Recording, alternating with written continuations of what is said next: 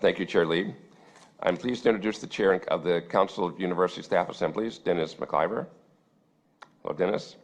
Mr. McIver is Program Manager in UCOP's Office of Workplace Inclusion and Belonging. He is also past President of UC Riverside Staff Assembly and former Chair of UCR's Black Faculty and Staff Association. He has worked at the University of California since 2015. He is also a PhD student whose research explores higher education staff leadership development. Mr. McIver is here today to share the Council's mid-year update on the delegation work groups that focus on policy-covered staff needs and concerns. Over to you, Chair McIver.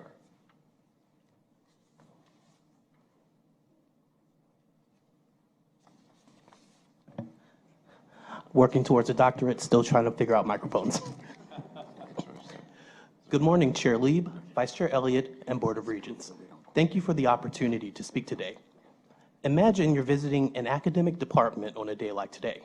Suddenly, a nervous student enters, hoping to register for classes to receive financial aid. At the same time, a professor rushes in seeking hotel arrangements for a conference next week and a book for her course that starts today. Fortunately, this team of administrative professionals is ready. An academic advisor finds classes for the student and connects them with the financial aid office. A financial analyst working from home that day buys the professor's book and secures a hotel room.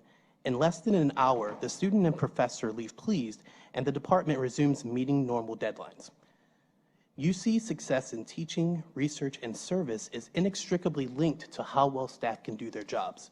For every student comforted, faculty supported, and initiative completed, countless policy-covered staff members provide unseen but essential support. Since 1974, the Council of UC Staff Assemblies has supported and championed our approximately 40,000 policy-covered employees, many of whom are also UC alumni. Our delegation includes members from each UC campus, Berkeley Lab, Agriculture and Natural Resources, and Office of the President. CUCSA is also supported by staff assemblies at each location and an engaged group of past delegates featuring the eminent Priya Lakareddy. While our scope focuses on policy-covered staff, many of the challenges also apply to represented staff. Last January, my predecessor, Crystal Petrini, addressed the Board of Regents, noting that nearly half of all respondents to the 2021 Biennial Staff Engagement Survey were seriously considering leaving UC. Staff retention remains a crisis that impacts the UC's well-being and finances. Every week, we are losing important institutional knowledge and operational experience as these people leave for opportunities they believe to be better. Their colleagues are left to fill in the gaps, often taking on the responsibilities of their former co-workers for weeks or months, adding to their burden. Meanwhile, the university is saddled with a cost of 2.5 times the employee's salary to hire a replacement who may take months or years to reach the level of their predecessor. System-wide Human Resources projects approximately 5,000 staff vacancies system-wide, which is double the historic average. Vacancies create a multiplying cost effect for our locations due to reduced productivity, increased stress, and reduced morale for those who remain with the university. Consequently, UC's Office of Risk Management identified talent management as an issue during November's Compliance and Audit Committee meeting. With a reduced ability to recruit and keep talent, UC has suffered losses of institutional knowledge and a compromised ability to keep up with growing state and federal requirements. With UC poised for continued growth in students and faculty, a lack of planning for serving this increase may exacerbate this challenge. Our retention crisis risks the quality of research, teaching, and service across UC, and it is urgent we view this as the threat that it is. To address staff retention, CUCSA's work groups are exploring 3 factors noted by the 2021 Staff Engagement Survey: career advancement, staff wellness, and total compensation. I will focus on compensation with my remaining time.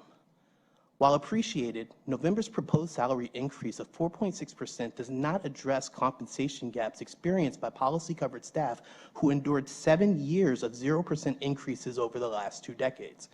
This is in addition to an inflation rate above 6% in this year alone and perennially rising utility and childcare costs. Policy-covered staff have long hoped these compensation gaps would be comprehensively addressed, but the lack of urgency around finding a solution is one reason they are opting to leave. Current pay also renders many policy-covered staff unable to live in the communities they serve. For example, at UC Santa Barbara, the average annual salary for policy-covered staff is approximately $64,000.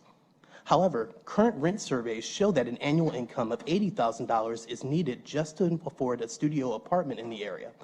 This means a UCSB staffer might have to commute at least an hour a day just to find affordable housing. Emergency compensation measures must be taken to hire and retain policy-covered staff. On behalf of CUCSA leadership, I would like to suggest two. First, CUCSA supports a 7.1% salary increase for all policy-covered staff in good standing, which would help staff keep pace with inflation.